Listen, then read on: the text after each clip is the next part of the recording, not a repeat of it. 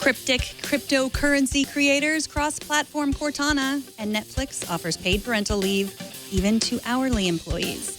Tech News Tonight is next. This is Twit.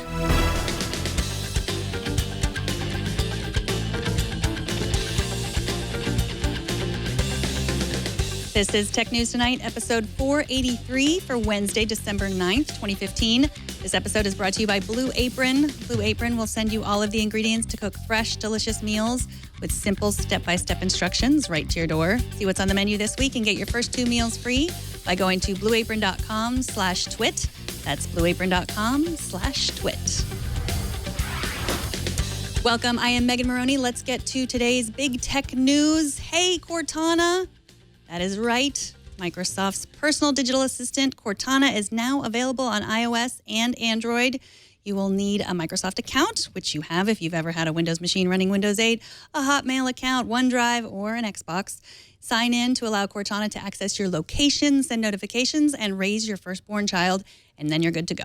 I am already a fan of Cortana's notebook feature. It allows her to keep a record of what I've asked before I even ask it, and she will become more like the helpful assistant that Siri has yet to prove herself to be.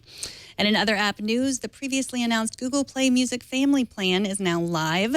For $15 a month, 6 people can use the same Google Music streaming program. And Yahoo said today that it has officially scrapped plans to spin off the Chinese e-commerce company Alibaba. Instead, one of the last remaining old-school internet companies will sell off its core business instead, including its stake in Yahoo Japan. Maybe they'll even come up with a new name that someone did not make up in their college dorm room. They're calling this a reverse spinoff, which means they'll be selling off web properties, including search, email, media, and advertising. Why, you ask? Taxes. Since Facebook announced its instant articles, we have been wondering how publishers were going to use it to make money. It turns out the publishers have been wondering the same thing. In case you're not familiar with the feature, Instant Articles lets you get quick access to the news articles you want without waiting forever for downloads and without even leaving Facebook. It wasn't for every article. Facebook made deals with over 100 media companies, including National Geographic, Mashable, the New York Times, and others. And today, Facebook is making a few changes to the advertising policies for these publishers. Instant Articles that will allow news outlets to include more advertising in each article and to sell Facebook-only campaigns.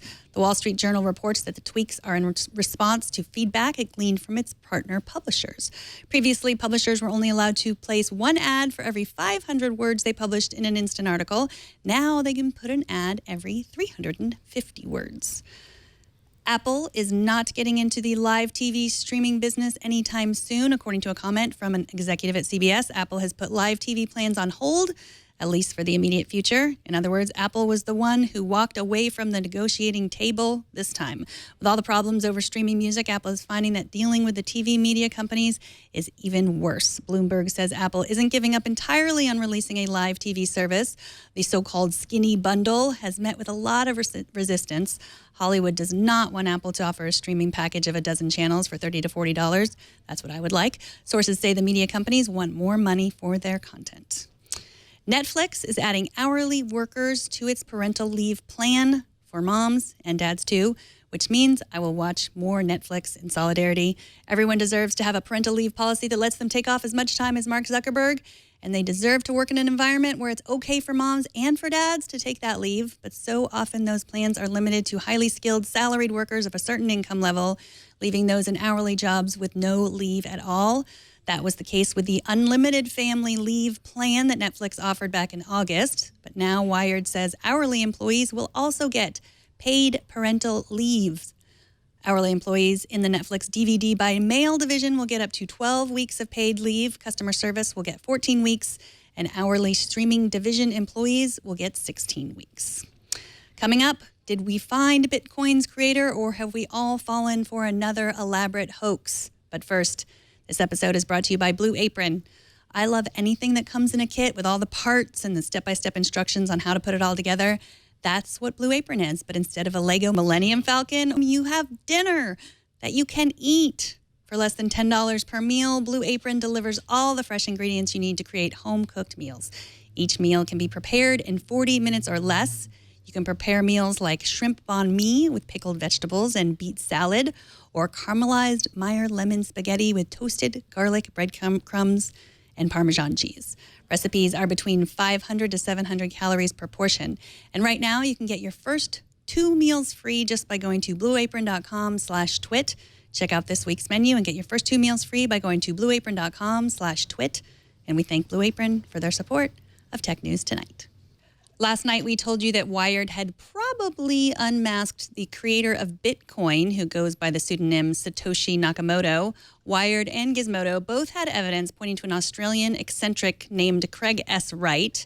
And today, Motherboard posted a long piece trying to debunk yesterday's theories, owing to the fact that several PGP keys appeared to be fabricated.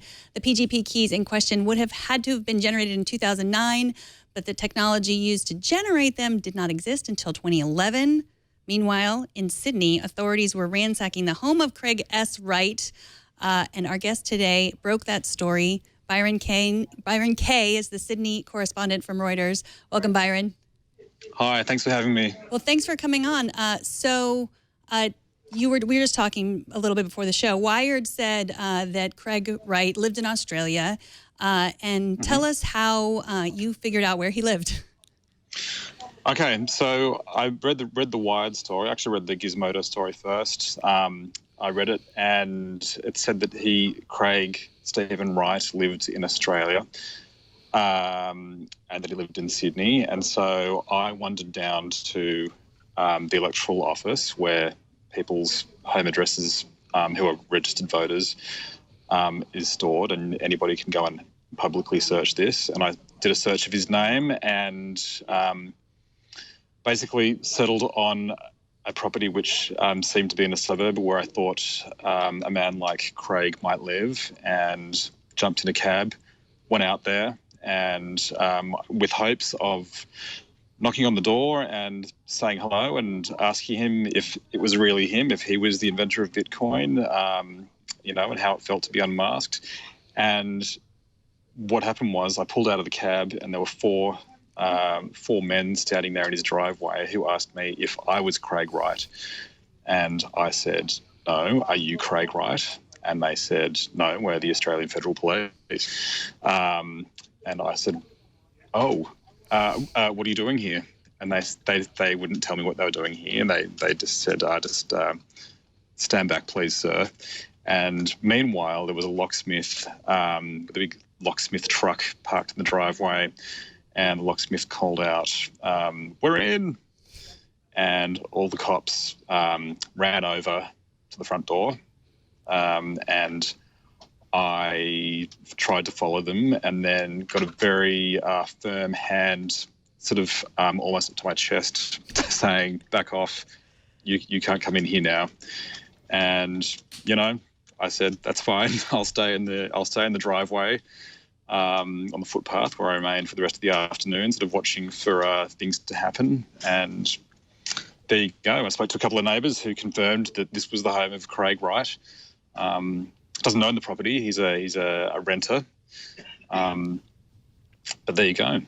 That's one. And what you're showing there is one of the. In fact, that's the cop who stuck his hand in my chest. It was actually very nice. So presumably they were there for the same reason you were. I know there were some stories about it. They were, it was something about taxes, but it was like the Australian Taxation Department or something. But presumably they read the Wired story also, and the Gizmodo story, and were there also. Is that what you assume why they were there? Well, we can only assume that. Although one thing that is not really clear is why it would be any kind of a crime to be the inventor of Bitcoin. Bitcoin is not illegal in Australia. Bitcoin has a taxation status in Australia. So outside sources who really don't know, because they're not involved in the investigation, have suggested that the cops might have been in there in relation to something to do with money laundering or something else. But we really don't know, and the cops would not say what they were looking for. I mean, it's definitely a good point to make that Bitcoin is not illegal. I think a lot of people just, they associate it with the dark web and, illegal activity, but itself, obviously, not illegal. That's right. So as soon as I read today that as soon as these stories started to come out, Wright began erasing himself online. There were blog posts that he was taking down, and things that these two reporters, or several reporters in two different outlets, were using to try to prove that he had invented Bitcoin. So I mean, maybe there was something else going on that he was doing, that he was trying to hide, or maybe is it possible that he really didn't invent Bitcoin, but he is a cryptographer that just likes to be chased around? Of course it's possible. It's certainly not for me to make a definitive judgment. He certainly is acting like he has something to hide by doing these things. What exactly it is that he's trying to hide, we can only speculate. We've seen footage of him, which people have managed to keep some footage that's available on the web of him presenting at various Bitcoin conferences, and he gets introduced as a Bitcoin developer or a cryptographer, and then you can see him being asked, so what exactly do you do? And he completely seizes up. Like, he really does not like saying exactly what he does. We know that he has something, I didn't actually count, it's something like 20 registered businesses in Australia, and several of them at least seem to lead to the same office location, which is not far from his home where I was. But yeah, I mean, maybe it is that he's just, and I say maybe, he is just anxious about the repercussions of being outed as the inventor. Although it's also been speculated very convincingly that he may be trying to put on an elaborate hoax, and he may be trying to simply fool his fellow tech enthusiasts into thinking that he's more of a pioneer than he really is.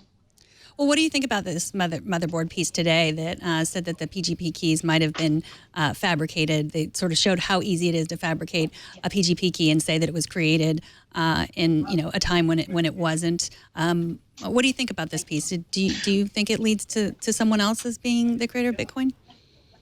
Look, I think that motherboard piece is very credible, and I think that this whole matter of what the Craig is the founder of Bitcoin is the result of some excellent journalism from both the Wired guys and the Gizmodo guys and the Motherboard guys, and they seem to counter each other. So we can sort of try and piece it together about where the truth really lies. I'm not a tech person, so I don't know. I don't know exactly what the Motherboard guys are talking about, really. I have to take their word at it. I'm a journalist, and they seem to, and I have to take people at their word and try and work out if they seem credible. They do seem credible, but then equally so do the Wired and Gizmodo claims. So it's a tough one, and it's a mystery, and perhaps we're a step closer to solving it, and perhaps now that the Australian Federal Police are involved, they can get us even closer to solving it. Well, it's interesting because when we think about now, we live so much of our lives online. So our privacy is always compromised. That's what we're hearing anyway. And then it's so difficult to find this person. And now when someone does all this extensive research, they think they've found them, and then the next day someone says, "No, you haven't." Yeah, I know. We don't want this to be disproven, but it really might, because we haven't heard from Craig yet. He might be sitting there, laughing his head off somewhere. We just don't know. It'd be a wonderful tale if it turned out to be him, but then I wouldn't be surprised if it does turn out to be a wild goose chase. Right. Well, some of us don't really want it to be him, because then the chase is over, right? That's right. Then the story is over. Well, Byron Kaye, thank you so much. Byron is the Sydney correspondent at Reuters, at Byron Kaye on Twitter. Thank you so much for being in the right place at the right time so you could tell your story, and thanks for coming on tonight. Thanks very much for having me. Take care. Okay. And finally tonight, now how much would you pay for an Apple Watch? Best Buy thinks $249, which is $100 less than the original asking price and just about the same price as the Microsoft Band 2. The offer is available for a limited time only at Best Buy and only for the smaller 38mm sports band. Other retailers are also offering $100 discounts on the more expensive Apple Watches. And that is it for this edition of Tech News Tonight. You can subscribe to the show at twit.tv/TN2. You can write to us at TN2@twit.tv and watch live every weekday at 4 p.m. Pacific. And don't miss our morning news program, Tech News Today, every weekday at 10 a.m. Pacific. I will be hosting for the next 2 weeks. Mike Elgin has decided to travel the world. He will still be writing. You will still see him on Google+. He was on This Week in Google today, so you can watch that when it's uploaded later. In the new year, Jason Howell and I will be hosting Tech News Today.